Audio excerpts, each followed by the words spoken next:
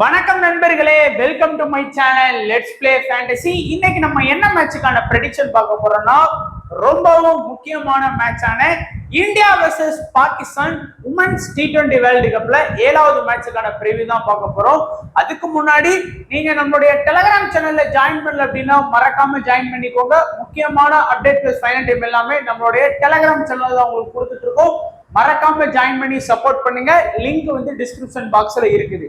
அதே போல நீங்க இன்னமும் ஸ்பாட்டசி ஆப்ல ஜாயின் பண்ணல அப்படின்னா மறக்காம ஜாயின் பண்ணிக்கோங்க. லிங்க் டிஸ்கிரிப்ஷன் பாக்ஸ்ல இருக்கு. நமக்கு இந்த வேர்ல்டு கப்புக்கு வந்து 2 ஆஃபர் வந்து கொடுத்துருக்காங்க. ஒன்னு வந்து ஏற்கனவே சொன்னது போல இன்வெஸ்ட்மெண்ட் லீடர் போர்டு, நீங்க இன்வெஸ்ட்மெண்ட் பண்ணக்கூடியதுக்கு லீடர் போர்டு கொடுத்துருக்காங்க.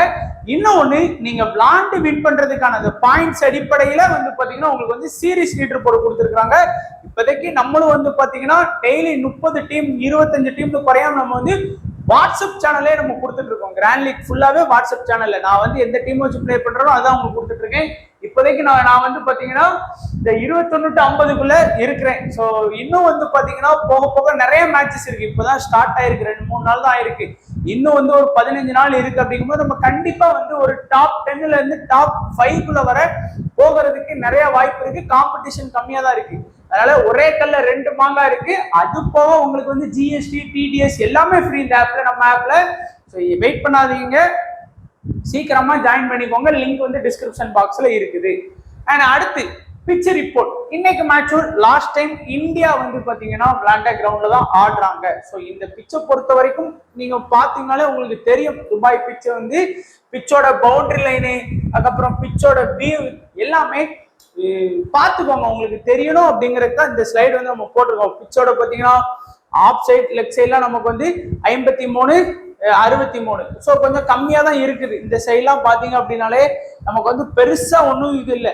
ஸ்ட்ரைட்ல வந்து கொஞ்சம் நல்லா அதிகமா தான் போட்டிருக்காங்க. இந்த சைடை பொறுத்த வரைக்கும் கொஞ்சம் லென்த் வந்து கம்பேர்ட் டு திஸ் சைடு வந்து கூட தான் கொடுத்துருக்காங்க. பட் ரொம்ப சின்ன பிட்ச் அப்படின்னு சொல்ல முடியாது. மென்ஸ் கிரிக்கெட்டை விட சின்னதுதான். பட் ஓரளவுக்கு வந்து பாத்தீங்கன்னா சின்ன பிட்சா தான் போட்டிருக்காங்க. பிட்சோட வியூ நீங்க வந்து பாத்தீங்கன்னா தெரியும். துபாய் பிட்ச் வந்து பாத்தீங்கன்னா ஃபாஸ்ட்டுக்கு கொஞ்சம் ஃபேவரட்டா இருக்கிற கிரவுண்டு. நம்ம வந்து சார்ஜா கிரவுண்ட் வந்து பாத்தீங்கன்னா ஸ்பின்னுக்கு நல்லா சப்போர்ட் கிடைச்சது. இது துபாய் கிரவுண்ட் வந்து ஃபாஸ்ட் பவுலர்ஸ் வந்து நல்லாவே விக்கெட் வந்து ஸ்கோர் பண்றாங்க. அதாவது விக்கெட்டே ஸ்கோர் பண்ண மாட்டாங்க சார்ஜால. இங்க வந்து ஓரளவுக்கு விக்கெட் வந்து எடுக்கிறாங்கன்னாச்சும் நம்ம வந்து புரிஞ்சுக்கலாம். அதனால ஃபாஸ்ட் பவுலர்ஸ்க்கு வந்து கொஞ்சம் இம்பார்ட்டன்ஸ் வந்து கொடுத்துக்கோங்க இந்த மாதிரியான பிட்ச்ல. ஸோ ரிப்போர்ட் வந்து நீங்க பாத்துக்கோங்க. எல்லா மேட்சுக்கான ரிப்போர்ட்டும் நம்ம சேனல்ல கொடுக்குறோம். அதையும் கொஞ்சம் கவனமா பாத்துக்கோங்க. அடுத்ததா ரீசெண்டா என்ன மாதிரியான இந்த பிட்ச்ல என்ன மாதிரியான ரிசல்ட் கிடைச்சிருக்கு அப்படின்னு பார்க்கலாம்.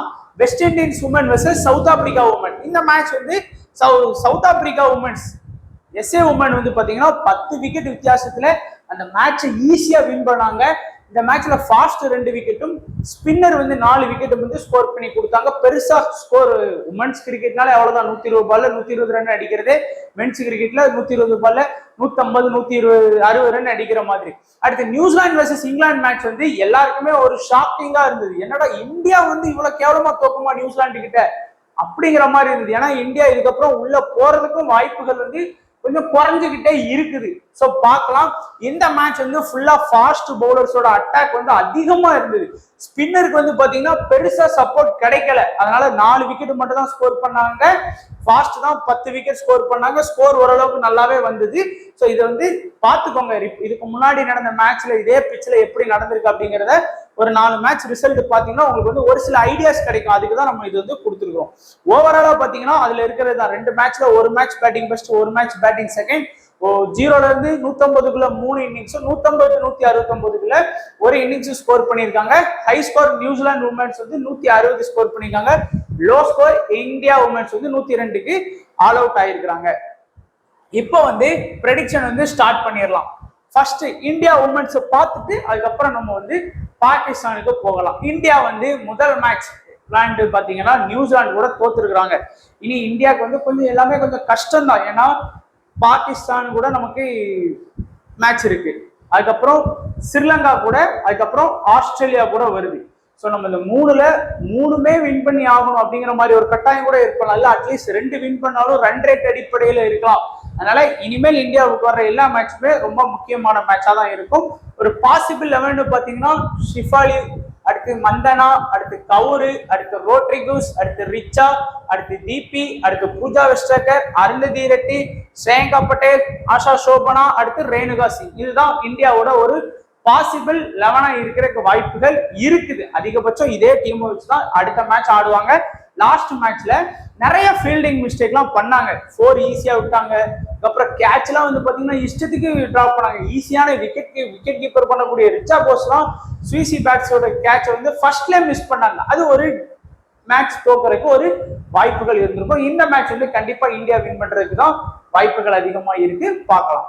ஸோ இது லாஸ்ட் மேட்ச்ல அவங்க ஸ்கோர் பண்ண இது நம்ம கொடுத்துருக்குறோம். நீங்க பாத்தீங்கன்னா தெரியும்.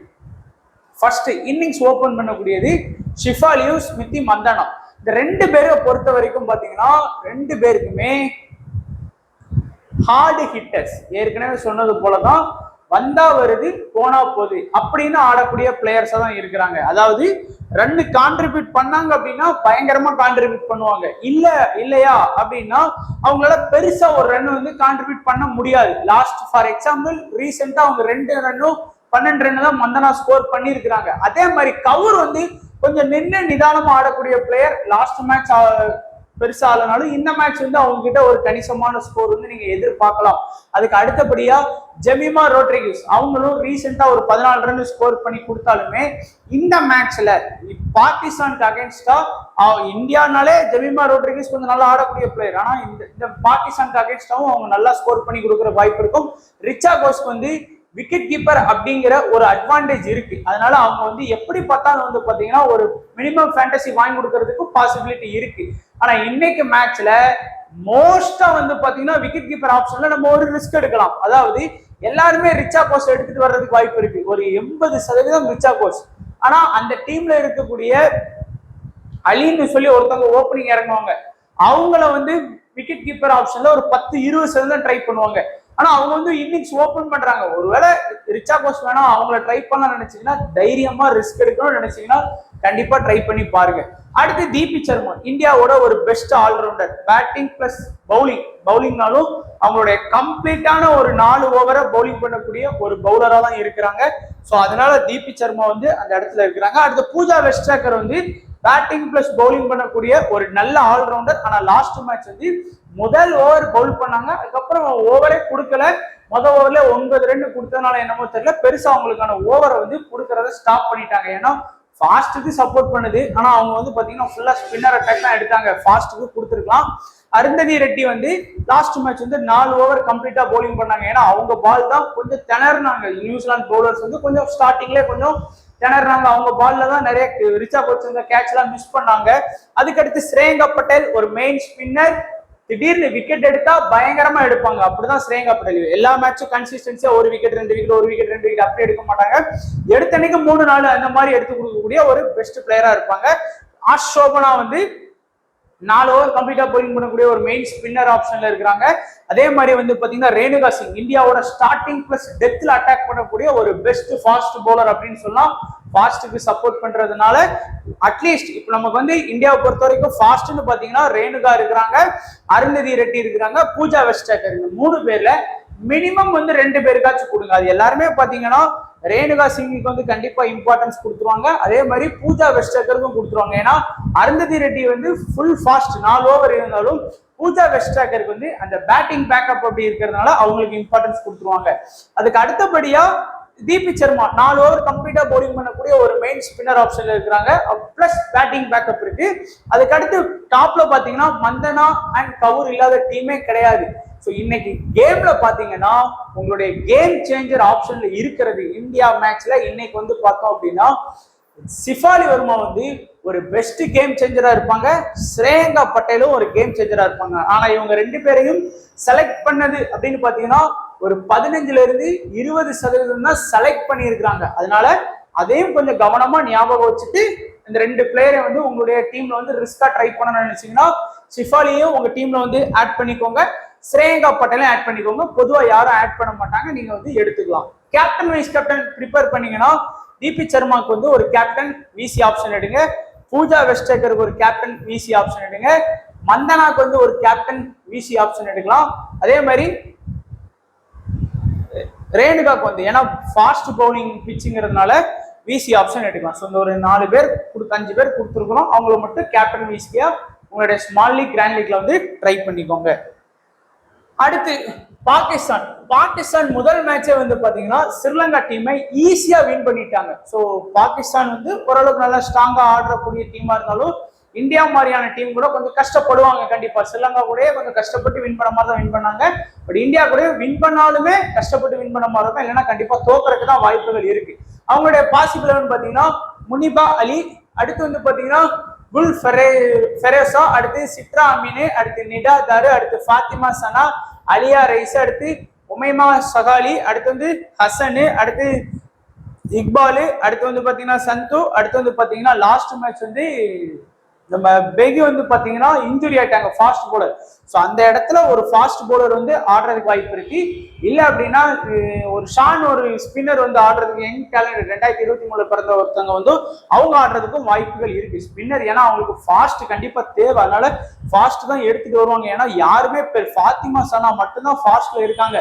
மீதி நிடா சரா இருக்கட்டும், ஒமைமா சகாலியா இருக்கட்டும், அடுத்து ஹசனி, இக்பாலு, சந்து எல்லாருமே வந்து ஸ்பின்னர் ஆப்ஷன்ல தான் இருக்காங்க. அதனால கண்டிப்பா ஃபாஸ்ட் பவுலிங்க்கு வந்து எடுத்துட்டு வந்துடுறதுக்கு ஆப்ஷன் வந்து நிறைய வாய்ப்புகள் இருக்கு.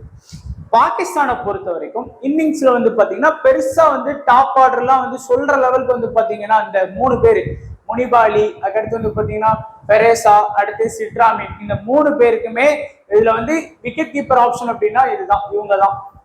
பிளஸ் ரிச்சா கோஸை எடுக்க போறீங்களா, இவங்களை எடுக்க போறீங்களா? ரிச்சா கோஸை ஆல்மோஸ்ட் 80% எல்லாரும் ட்ரை பண்ணிட்டாங்க. இவங்கள வந்து பாத்தீங்கன்னா ஒரு 20% ட்ரை பண்ணுவாங்க.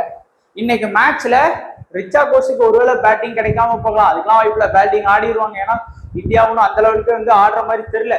அப்படிங்கும்போது ஒருவேளை முனிபா அலியை கூட உங்களுடைய ஸ்மால் லீக் டீம்ல ரிஸ்கா ட்ரை பண்ணலாம். பட் எல்லா ஆப்போனண்ட்டுமே ரிச்சா கோஸோட தான் வருவாங்க, அதை ஞாபகம் வச்சுக்கோங்க. மற்றபடி இந்த 2 ஓப்பனர்ஸ் அண்ட் 1 டவுன் பிளேயர்ஸையும் பாத்தீங்கன்னா பெருசா ஒரு ரன் கான்ட்ரிபியூட் பண்றதுக்கு வாய்ப்பு இல்லை. அதிகபட்சம் ஒரு 25 ரன் ஸ்கோர் பண்ணுவாங்க.